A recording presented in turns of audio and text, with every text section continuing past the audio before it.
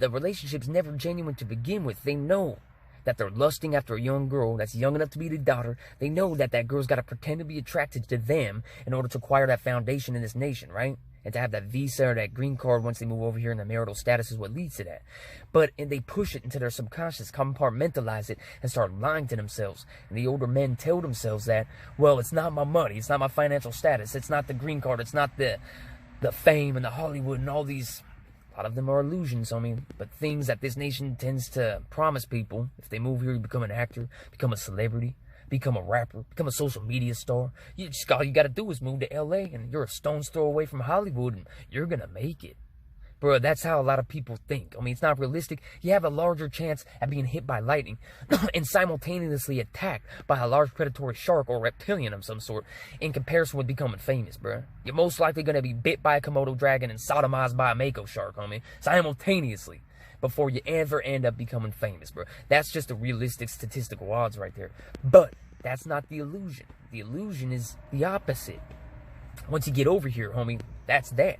It's just going to manifest from thin air, and you got it made in this utopia. That's because we camouflage a lot of the corrupt politicians, a lot of the world-destroying mayhem, corporation owners capitalizing on slave labor, extracting resources, creating poverty gangs, preying upon kids. There's a lot of crazy world-destroying mayhem taking place in this nation continually. But this nation specializes in camouflaging that. There's a lot of wealth and power here. The elitists, come on, bro. They maintain that illusion. It's the same. That's on a larger scale. The smaller scale is these old men that are perverts that are trying to encourage these young girls to come over here based upon their finances. That is another form of an illusion, right? Now, what they're doing, they're promising the world to these young girls. The young girls are intelligent enough or desperate enough to swindle these older men into believing that they are also attracted to them as the old man's attracted to her, and they share with that physical attraction. Maybe there's some charismatic character trait or mannerism or facial feature that the woman is attracted to. These old men, they're able to lie to themselves, and the women too. There's old women that are doing this, getting with younger men that look like they got Bowflex bodies. The woman weighs 300 pounds, isn't healthy at all, might pass away in the next 5 years but due to a heart attack. But instead of getting healthy, instead of appreciating their freedom, or the freedoms that they have, and building on that and acquiring a purpose, they lust over the younger opposite sex and try to brainwash themselves into feeling that that bond or relationship can be genuine. 9 times out of 10, the young individual, whether it's a female or male, they get over here for the green card or visa, and they end up leaving that person, bro, because it wasn't founded on anything genuine in the first place. We see on a rare occasion that they follow through with the relationship, maybe a genuine bond or attachment develops of some sort, and that does happen regardless of mismatches, regardless of someone being much older and unhealthy and utilizing their finances to paint a facade, or a mirage. The young individual comes over, and for whatever reason they find common ground, and they find comfort alongside each other, or they balance each other out or support one another. That can happen. But you got to forge things on what is genuine, If things are based on lies and illusions, the chances of them manifesting into something good or sustainable or productive are very slim. The chances of them escalating to something bad or nightmarish or something very disappointing or crushing, that is very high. Truth, reality, honesty, transparency, that's very important. But it can't only apply to others. It's got to apply to everyone, including us.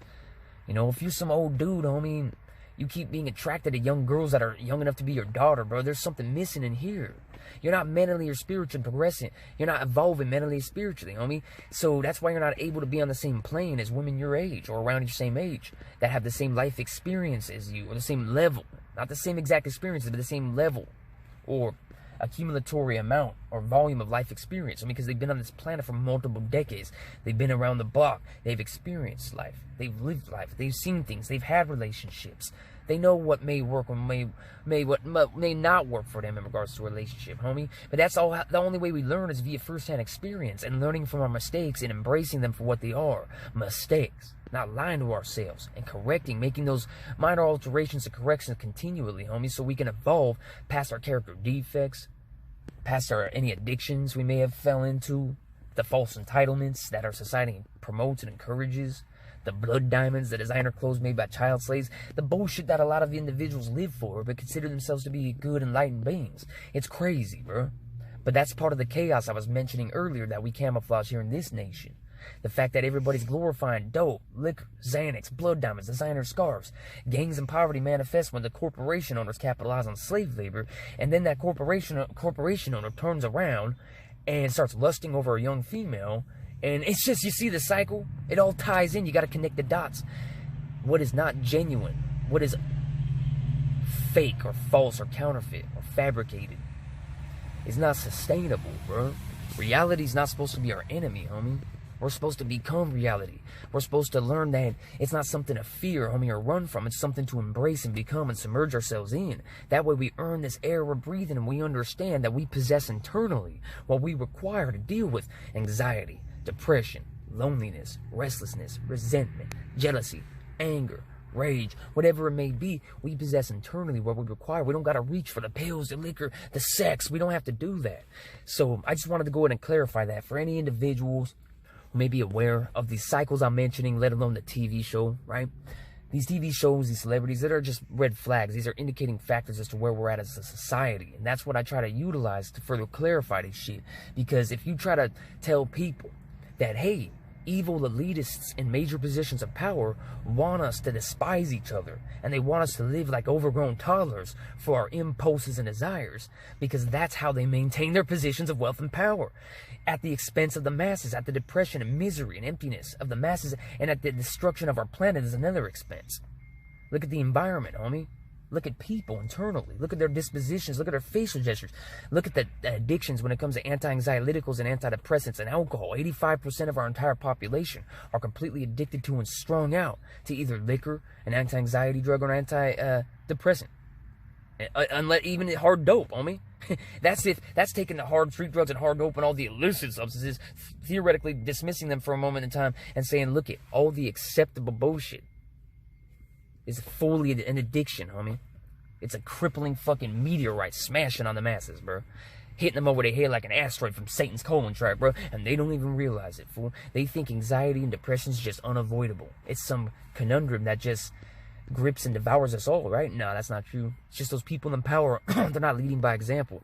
They're not acknowledging these elephants in the room because it's a profitable industry. That's how they gain their power. That's how they gain their revenue and wealth. The pharmaceutical corporations, politicians, alcohol, come on, bro. If we, the masses, weren't suffering from anxiety and depression and all these other crazy fictitious syndromes that are societally induced, then we wouldn't want to go get a bottle of Xanax and a bottle of vodka every night, bro? Or every so often, homie. Keep filling that script, desperate for that pill that temporarily relieves you of your anxiety when you could evolve past that anxiety.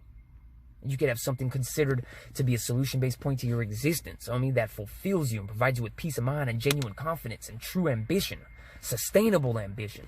Let me know what you think of the situation. Let me know what you think of the 90-Day Fiance show. I think it's a joke with no punchline.